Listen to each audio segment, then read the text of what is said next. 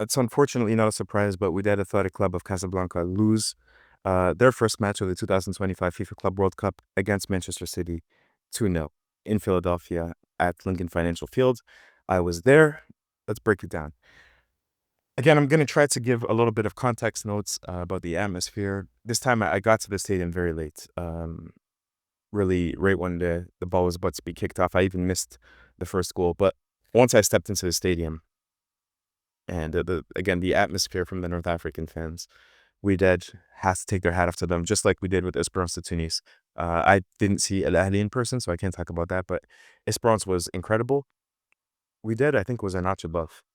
It was close, don't get me wrong, but just a little more intensity, maybe more fans as well, maybe an extra 100 or two extra fans. And then the choreography, when Wydad, even when they're singing, the way they clap, they'll do this with their arms. They'll row. They'll do a bunch of things that is much more visually stimulating. So yeah, they didn't stop singing from minute 1 to minute 90. Obviously, they set off pyrotechnics. I think some people would say, "Oh, that's stupid. Why did they do that?" But in North Africa, this is just the way we are. It's not.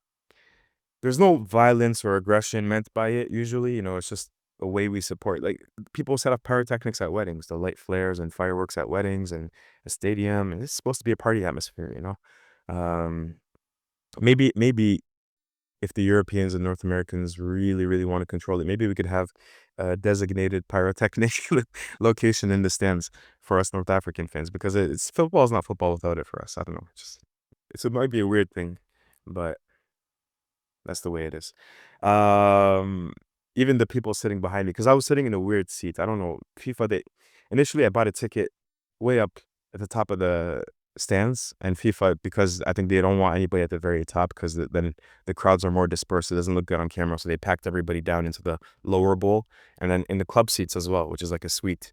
And I got a ticket in the club seat, so I first of all I couldn't find it, which was one of the reasons why I was late and I missed the first goal.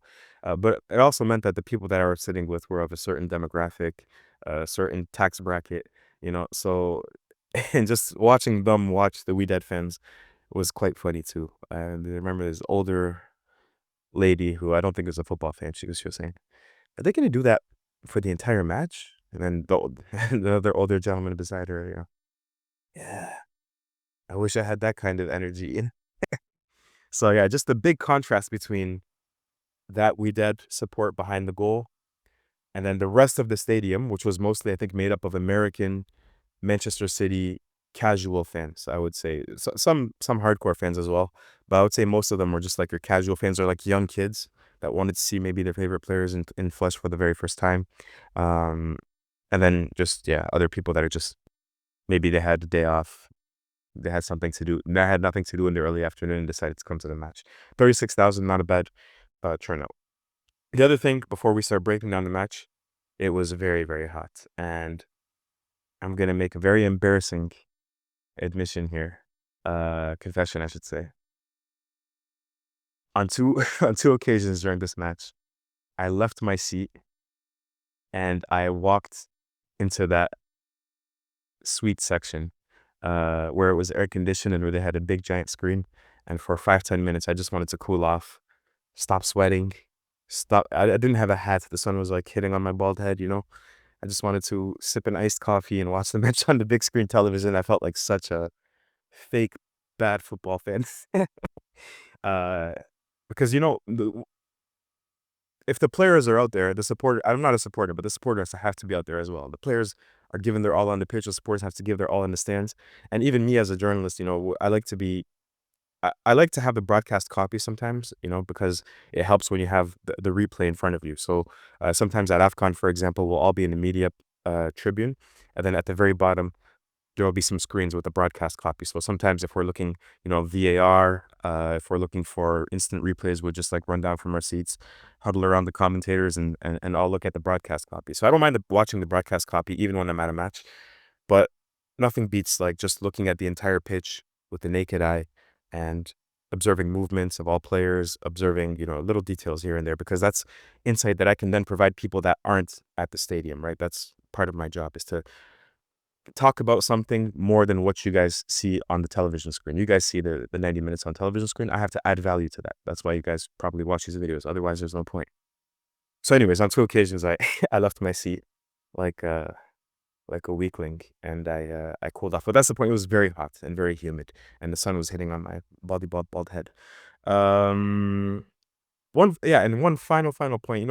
Just as an overall thing, as I'm sort of coming to the end of this odyssey at the FIFA Club World Cup. Coming into this, we heard a lot about ICE policing the stadiums.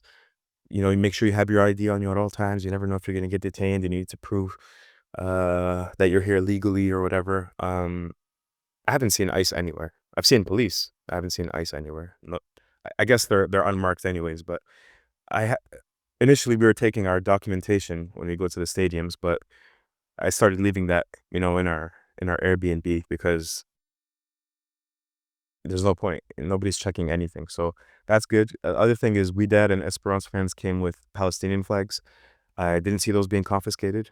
There was a little bit of debate and talk about that prior because they were doing the corporate photo shoots that they can then use on the big screens and everything. And I think some of the Ahli players had some bracelets that they asked them to remove. So I was wondering if they were going to let fans bring in Palestinian flags, and they did, which is in Trump's United States of America. There's more freedom of expression for the Palestinian cause than at the previous AFCON in Cote d'Ivoire, where they were confiscating Palestinian flags. That's unfortunately a shame to say, but such is the case. So I just wanted to, give you guys a little bit of context here and there. Let's talk about the match. This was a big test for Wydad's new coach, Mohamed Amin bin Hashim. Again, speaking to people, they tell me he's one of the youngest, sharpest minds in Moroccan football. He comes with a new lineup. To be fair, I haven't watched a lot of Wydad last year, but I watched in preparation for this Club World Cup, their match against Sevilla and everything. I haven't seen them play with 5 defenders before. And he comes in with a 5-4-1 that could, I guess, be a 5-2-3 when they're attacking. So it's a new formation. And on top of it being a new formation, he hands full debuts to 2 players, Guilherme Ferreira, Brazilian center half, and Bart Myers. I think he's a Belgian or a Dutch center half as well.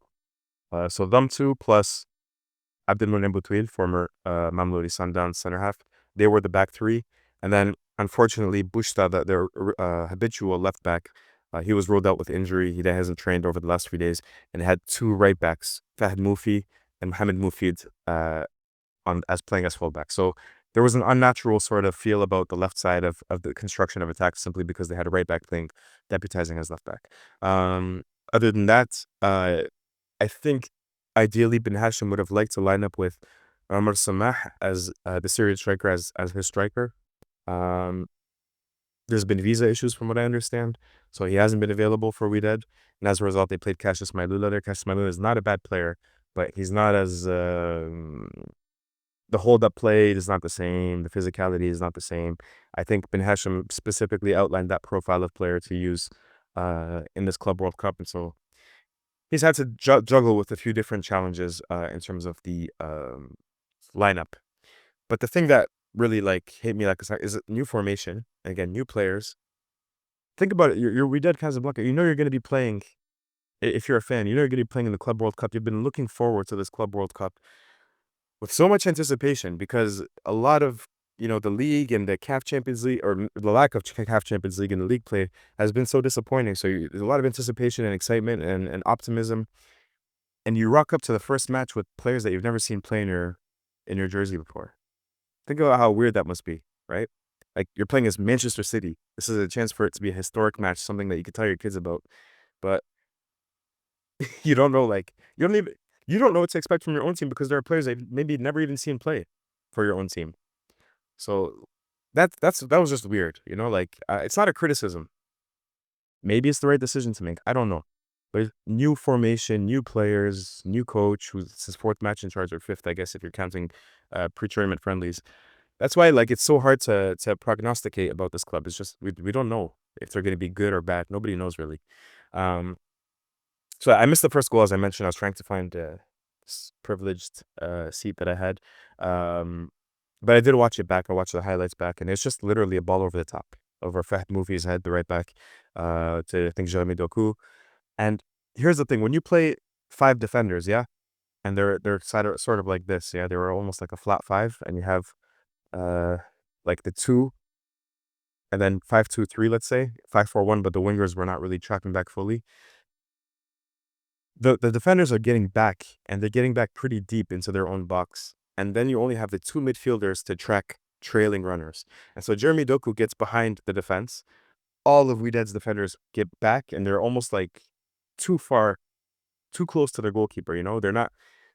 They didn't stagger so that maybe one of them picks up any trailing midfielders that are making runs. And the midfielders are just overstressed because there's only two of them. So they're trying to make it back, but City has trailing runners coming into the box. Doku's ball falls to one of them and then goes to Savinho. Savinho gets a shot off. Ben Abid needs to do maybe a little bit of a better job. He parries it right into Phil Foden's path, who scores the goal. Ben Abid there, yeah, it's a tough one because it's from close range, the Savinho shot, but you just can't parry it there. If you're going to parry it a little bit wider, send it back to where it came from, I think he could have even have caught it. And he had a good game, don't get me wrong. He's a good goalkeeper and he had a good game, but there, I think he could have done slightly better. Um, Other than that, I mean, after the goal, City had, I think, another chance in the 8th minute from Marmoush, just a shot from outside of the box that went wide. And then they're just so slow when they're building up play. It could have been the heat, maybe, but usually this is Pep Guardiola, man. Like, who are we kidding? It's just so slow. I even wrote, and sorry for the wayward shot, Mamelodi Sundowns fan, but I put City too slow in build up, worse than Sundowns. As I'm reading my notes right here, worse than Sundowns. Like they are, man. And the thing is, like they're gonna have 70 to 80% of the ball anyway. So I think they think in their minds they're probably bleeding the game out. The more they have the ball, the less of a chance that the opponent has to hit them on the counter. But it can be very boring at times. Uh, I know they're probably thinking about winning matches, not entertaining Maher Mezahi, but still. So yeah, as City, we're sort of sitting on the ball, not creating too much. Bland football, in my opinion. Wydad starts to hit them on the counter, and the front three of Tembenkosi Lorch on the left, Nordin Amrabat on the right, and Cassius Meilula as a striker. I thought they were very good, particularly the wingers, Amrabat and Tembenkosi Lorch, two veterans, 31 and 38 years old. This was the best I have seen Lorch play in a long time. Although I saw some comments about Wydad fans, a few weeks ago, they were saying like, he's playing so well. Um, but me, I hadn't seen it. I didn't watch the last 3 matches of the Batola Pro. So yeah, he was physical, pushing Manchester City defenders off the ball.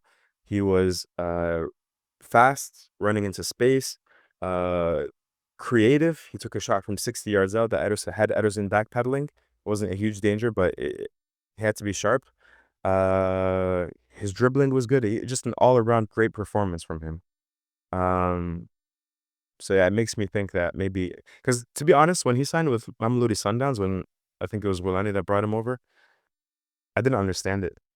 I was like, yeah, he's not really performing like that great, I knew he wasn't a bad player, but I didn't think he was that great. But here I can see a different kind of Lorch here. Anyways, I even thought he was the best player in the first half. I wrote that in my notes over here. Finally, one thing that maybe shouldn't have surprised me, but I thought Wydad would be better defending set pieces and particularly corners. They concede the second goal in the first half off of a corner kick, and the ball just flies over everybody's head, and Jeremy Doku steps in front of, I think, Boutouil, and scores the goal with like a flying kick.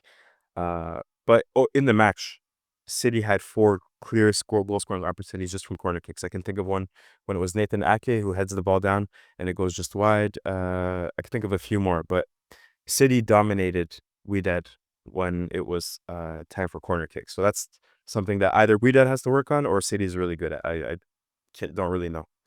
Um, Ben Hashim makes a sub at halftime. He takes Mailula off, which again I didn't necessarily mind. I thought he was good, but it was really Lorch and Amrabat that were the danger men. And he brings on the Rehi. Rehi was the leading goal scorer, leading assist for Wydad during the year. So again, I don't mind that, and I don't mind Lorch as a number 9 as well. I prefer him on the left wing, but I don't mind him as number 9. Um, but I thought the second half was very, very uneventful. A lot more of City having the ball, and as Amrabat and Lorch started to tire, that really took the sails out of the wind out of the sails of the Wydad counterattack. And when there was no Wydad counterattack, then there was practically nothing. So I have very few notes in the second half. As I was wilting away in the suites, the bougie suites. I can't even imagine the players on the pitch, especially players like Lorch and Amrabat who are a little bit older. Um, One thing I would say from a Manchester City perspective is that it was cool to see Erling Haaland and Rodri come on. I haven't been following European football. I don't know if this was Rodri's first game back because they got a huge standing ovation from the entire stadium. I was like, is this Rodri's first game back? Because if it was, then I can understand it. But if not, I thought there's also maybe this is just the reaction to seeing Erling Haaland because there's a lot of Haaland kids. De Bruyne and Haaland were the two most popular kits that I saw today. And Haaland is, it made me think like, because I was seeing a lot of young kids, 7 years old, 6 years old with Haaland shirts. And I was thinking, man, for kids like that who maybe have only really been following football for maybe 1 or 2 years, Haaland's been the best striker in the world for the last 3 years. And you don't realize, like for me, he's almost still like a young player. Like he still has to prove himself a little bit. I know he's one of the best in the world, but I don't see it like they see it. So it was just cool to see that North American perspective. Like, oh wow, these guys are stars in North America. Um, but yeah, we did bring on Stefan Aziz Ki, in my opinion, a little bit too late. But the thing with Aziz Ki, and maybe people are not going to like this, he looks a little bit overweight to me. Honestly, it doesn't look like the Stefan Aziz Ki from 3 years ago. Looks a little bit pudgy. The thing that I like about him is whenever he's within 30 yards of goal, he'll take a shot. And today he took 2, 3 shots that were blocked, but sometimes you need that. And like this is what I want from Allende and Mokwena, like when they're on the ball from Mamelodi Sundowns, like, shoot the ball, shoot the ball. Even players from Al Ahly like Ashur and stuff, I want them to shoot a little bit more. But yeah, it was good to see him come on. I want to see him start a match, but at the same time, Zamarawi was really, really good. The youngster, I think he had a full season with Wydad, and I thought he was playing really good football in the position that I would play Aziz Ki. And so Aziz Ki, I don't think he's going to come here and completely take over and have a undisputed starting spot for Wydad, because the way Amrabat and Lorch were playing today, the way Zamarawi was playing today, Aziz Ki is going to have to earn his keep, and he's going to have to get fit first and foremost. But yeah, then match sort of just slowly teetered to a close, and that was it. Like Wydad, I don't think created much after Amrabat and Lorch sort of were tugged off. But yeah, because this was like the third out of fourth match that I'm gonna be watching while I'm over here. This was the fourth and final match that African clubs played in the first round of this 2025 FIFA World Cup. And so I remember leaving the stadium and talking to Salim, my friend, and saying to him, no African clubs were really embarrassed in that first round. And they played against Manchester City and Flamengo and Ulsa and Inter Miami. But I thought every African club either played to standard. I think most of them played to standard. Inter Miami maybe slightly less, or sorry, Al Ahly against Inter Miami, perhaps slightly less than what we're used to seeing them do. I thought they would have been a little bit better than they were against Inter Miami. But other than that, Esperance against Flamengo I was just talking to a Brazilian expert. He told me they're here to win it. Flamengo are the best side in the Brazilian Serie A. Esperance once they made those adjustments halfway through the first half, it's not that they were better than Flamengo, but they weren't ridiculous at all. They were threatening off of counterattacks with Yusuf Beleli, could have easily scored a goal. So Esperance, I thought, looked competitive. Sundowns obviously looked good. Not great, but good. Would have preferred for them to score a few more goals, and they need to start being a little more clinical and attacking a little bit more. And then finally, today, Wydad, I thought, looked decent. The thing that killed them, I think, was conceding so early. But it definitely looked good against Manchester City, especially in the first half when they were threatening with those counterattacks. So yeah, overall, everybody's still in good place, because the thing is, if you get massacred like Auckland City got massacred against Bayern Munich, that completely ruins your goal difference. You practically have no chance.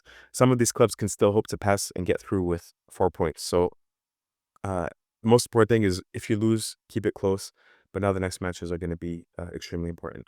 So yeah, enough of that. Tomorrow we head to New Jersey for Al Ahly vs Palmeiras. Thanks for watching. As usual, do the whole thing, subscribe, comment, all that stuff. And we'll speak to you all very soon. Peace.